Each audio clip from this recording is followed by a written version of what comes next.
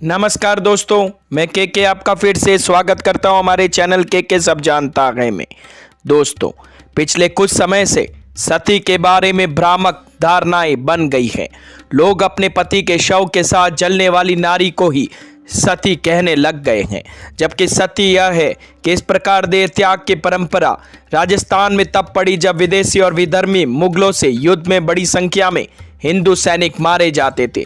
उनकी पत्नियां शत्रुओं द्वारा भ्रष्ट होने के भय से अपनी देह त्याग देती थी। यह परंपरा वैदिक नहीं है और समय के साथ ही समाप्त भी हो गई थी। राजस्थान की जोधपुर जिले की बिलाड़ा तहसील में एक छोटा सा गांव है रावणिया।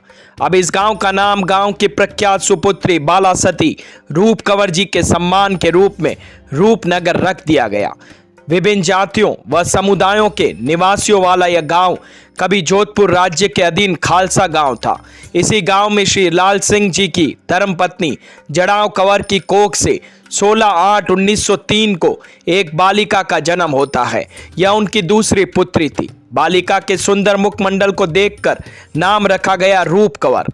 सोमवार कृष्ण जन्माष्टमी के दिन मंगलमय वेला में जन्मी रूप कंवर की जन्म कुंडली देखकर गांव के ज्योतिषियों ने परिजनों को पहले ही बता दिया था कि बालिका आगे चलकर आध्यात्मिक प्रकाश पुंज के रूप में प्रतिष्ठित होगी, जिसकी झलक उनके बचपन में ही दिखने लग गई।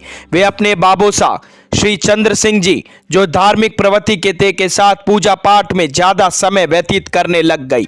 बाला सती रूप कंवर जी की बड़ी बहन सायर कंवर का विवाह बाला गांव निवासी जुझार सिंह, जो जोधपुर महाराजा की जोधपुर लांसर्स के रसाले में घुड़सवार थे, के साथ हुआ था, जिसका प्लेग रोग के चलते देहांत हो गया था। तदुपरांत परिजनों ने रूप कंवर का जुझार सिंह के साथ विवाह करने का निश्चय किया और 10/5/1919 को रूप कंवर का विवाह जुझार सिंह के साथ कर दिया गया। पर विवाह के 15 दिनों बाद ही 25/5/1919 को बहुत तेज ज्वर के चलते जुझार सिंह जी की भी आकस्मिक निधन हो जाता है। रूप कंवर बाल विधवा हो गई। पर इस शोकजन्य घटना के उपरांत भी रूप कंवर पर इस दुखांतिका का शून्य प्रभाव ही रहा। वे इस घटना को स्वयं की स्मृति या शोक नहीं मानकर केवल असंबद्ध साक्षी की तरह ही देखती रह गई। बाद में वर्षों में उन्होंने अपने व्यवहार व भावनाओं को इस तरह उद्धृत किया कि जिस व्यक्ति का मैंने ठीक ढंग से चेहरा ही नहीं देखा, उसके लिए दुख कैसा होता। बाल विधवा होने के पश्चात बाला सती रूप कंवर जी जालिम सिंह के पुत्र मान सिंह से विशेष स्नेह रखती थी। मान सिंह की माता का भी कम उम्र में ही निधन हो गया था, सो उसका लालन पालन रूप कंवर ने ही अपने पुत्र की भांति ही किया था। वे उन दोनों में माता व पुत्र का प्रगाढ़ संबंध बन गया था। पर 34 वर्ष की आयु में मान सिंह का स्वास्थ्य अचानक बिगड़ गया और उन्होंने भी अपनी देह त्याग दी। इस बार रूप कंवर को अत्यधिक आघात लगा और उदासीन भाव लिए बिना रोए धोए बैठी रही। मान सिंह के अंतिम संस्कार की तैयारियां चल रही थी कि रूप कंवर जी ने अचानक घूंघट उतार फेंका। उनके शरीर में कंपन हो रहा था और चेहरे पर अचानक ओजस चमकने लग गया और मुखमंडल पर गहरी शांति व दिव्य कांति नजर आने लग गई। और वो बोलती है कि मेरा पुत्र अकेला जा रहा है, मैं भी इसके साथ जाऊंगी, मुझे इसकी चिता पर बैठने दो।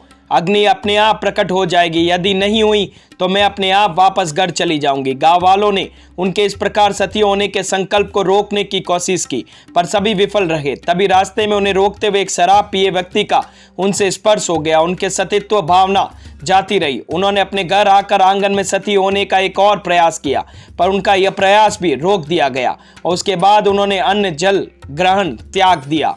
15 फरवरी 1943 के बाद रूप कंवर ने अन्न जल ग्रहण नहीं किया। परिजनों के अत्यधिक आग्रह पर उन्होंने 2 ग्रास निगलने की कोशिश भी की, पर निगल नहीं सकी।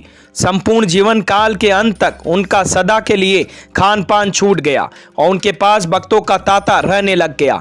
लोग उन्हें बाला सती बाप जी के नाम से संबोधित करने लग गए। बाप जी अपने भक्तों के दुखों व रोगों का भी निवारण करने लग गई। और एक दिन एक भक्त उनके पास आया जिसे कैंसर था। बाप जी ने उसे रोग मुक्त करने हेतु उसका कैंसर अपने ऊपर ले लिया और इस तरह खुद कैंसर रोगी होकर 15/3/1986 को बाप जी यह सांसारिक देह त्याग कर ब्रह्मलीन दिन हो गई। आज हर वर्ष बेलाड़ा तहसील के बाला गांव में कार्तिक मास के पूर्णिमा को बाला सती रूप कंवर जी बाप जी की समाधि पर विशाल मेला लगता है, जिसमें दूर दूर से हजारों श्रद्धालु उनकी समाधि पर मत्था टेकने आते हैं।